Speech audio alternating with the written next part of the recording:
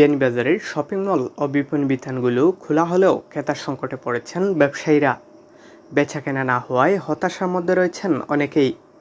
পৌর শহরের জামান প্লাজা, আলামিন সুপারমার্কেট, সত্তার শপিং কমপ্লেক্স ঘুরে দেখা যায় মার্কেটের সব দোকানগুলো খোলা থাকলেও ছিল ক্রেতা শূন্য। গত ঈদে ক্রেতাদের স্বাস্থ্য ঝুঁকি বিবেচনায় বড় বড় শপিং মলগুলো বন্ধ রাখার সিদ্ধান্ত নেন ব্যবসায়ীরা। ঈদের পর থেকে দোকান খুললেও কর্মচারীরা অলস সময় পার করছেন। ব্যবসায়ীরা জানান, ভাইরাসের প্রকোপ বাড়ায় জরুরি প্রয়োজন ছাড়া কেউই মার্কেটে আসছেন না। বর্তমান বাজারের যে পরিস্থিতি, আসলে আমরা খুব করোনার মধ্যে খুব করুণ সমস্যার মধ্যে আছি। প্রথমে আমাদের আশা ছিল হয়তোবা দোকান খুললে আমরা হয়তো করোনার পরবর্তীকালে হয়তো একটু বেচা বিক্রি হবে বা আমরা ব্যবসা বাণিজ্য হয়তোবা অল্প না হয় করতে পারবো, কিন্তু এখন যে অবস্থা দেখতেছি কোনো লোকজন নাই, কোনো কাস্টমার নাই বা কোনো বেচা বিক্রি নাই বললেই চলে। সরকারের নির্দেশনা মানিয়া সব একবারে কম স্টাফ নিয়ে খুলছে দোকান। আর এখন যে দেশের অবস্থা আর এই করুণ পরিস্থিতির মাঝে কাস্টমার একবারে নাই বললেও চলে।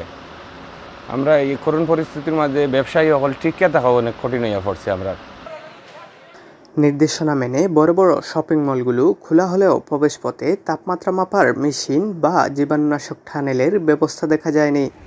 তবে প্রতিটি বিপণী বিতানে ক্রেতাদের হাতে জীবাণুনাশক স্প্রে করছেন দোকানিরা। সেভলন বা হ্যান্ড স্যানিটাইজার অনেক কাস্টমার আওয়া পরেও আমরা সাথে সাথে কাস্টমারের হাতও দিয়ার লাগাইয়া আর আমরা নিজেও লাগাই আর তো আর মাস্ক তো আর আছেও, আমরা নিজে ইউজ করি, কাস্টমারও আমরা কই আর যে মাস্ক ইউজ করার লাগে বারবার। কসমেটিক্সের মালামাল নষ্ট হওয়ার বয়ে অনেকটা শঙ্কা নিয়ে দোকান খুলেছেন এই ব্যবসায়ী। লকডাউনের পরে আমাদের দোকানপাট খুলছি আমরা, ঠিক আছে, কিন্তু খুললে ব্যবসা বাণিজ্যের অবস্থা খুবই খারাপ। কারণ বিশেষ করে আমাদের বিয়ানীবাজার এলাকা প্রতিদিন নতুন করে মানুষ আক্রান্ত হচ্ছে, এটা একটা বড় সমস্যা। এই জন্য মানুষ ভয়ে বাড়ি থেকে বের হচ্ছে না, দোকানে আসতেছে না, তারপরে বিজনেসও আগের মতো হচ্ছে না। খুলতেছি শুধুমাত্র এই জন্য দোকান বিভিন্ন প্রোডাক্ট আছে ওগুলা ড্যামেজ হয়ে যাবে, নষ্ট হয়ে যাবে, এই জন্য দোকান খুলতেছি। কিন্তু এটা আতঙ্কের ভিতরে আমরা সবসময় আছি, কারণ যে কোনো সময় আমরাও আক্রান্ত হতে পারি। যদি আমরা আক্রান্ত হই তাহলে আমি বাড়িতে যাব, আমার পরিবার আছে, পরিবার আক্রান্ত হবে। সব কিছু মিলিয়ে আমরা ভালো অবস্থানে নাই, খুবই খারাপ অবস্থানে আছি। ঈদুল আজহা নিয়ে ব্যবসায়ীরা আশায় থাকলেও রয়েছেন নানা দুশ্চিন্তায়। রমজানের ঈদ করছি না, আমরা মার্কেট বন্ধ রাখছি। আমরা পুরা বিয়ানীবাজার ব্যবসায়ী কল্যাণ সমিতির পক্ষ থাকি পুরা মাস বন্ধ রাখছি ব্যবসা। আমরা কুরবানি আশা করি ইনশাল্লাহ একটা বাজার হইব, আমরা মোটামুটি কালেকশন করি। আর আমরা ঈদের সামনে রাখি, আমরা তেমন একটা কোনো আমেজ নাই এবং বেচা বিক্রি যে কেমন হইব তাও আমরা বুঝতাম পারি না। আমরা যে মালটা কালেকশন করবো ঢাকা থাকি, কেমনে করবো না করবো কিচ্ছু বুঝতাম পারি না। বেচা বিক্রির অবস্থা খুবই বেশি করুণ অবস্থা। ব্যবসার কথা চিন্তা করে অনেক শপিং মলের মালিকরা ভাড়া মওকুফ করলেও অনেকে ছাড় দেননি।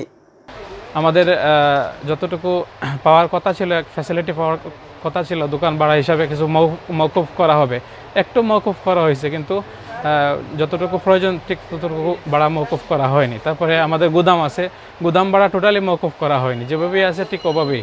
করোনা পরিস্থিতির কারণে আমাদের মালিক পক্ষ থেকে, আলামিন সুপার মার্কেটের পক্ষ থেকে আমরা 2 মাসের ভাড়া ছাড় পাইছি। আমরা ব্যবসায়ীবৃন্দ সবাই মিলে আমাদের মালিক সাহেবের কাছে আমাদের ভাড়া মওকুফের বিষয়টা ওনার সাথে আলাপ আলোচনা হচ্ছে, হয়তো বা উনি আমাদেরকে মেহেরবানি করে মাফ করে দিতে পারেন। দিলে আমরা অনেক উপকৃত হব সব ব্যবসায়ী। ব্যবসার হিসাব অনুযায়ী কর্মচারীদের বেতন, দোকান ভাড়া আর বিদ্যুৎ বিল পরিশোধের পর অবশিষ্ট কিছুই থাকছে না দোকান মালিকদের হাতে। এ অবস্থা চলতে থাকলে ব্যবসা ছাড়ার উপক্রম হবে বড় বড় ব্যবসায়ীদের। তাজবির আহমদ সাইম, এবিটিভি।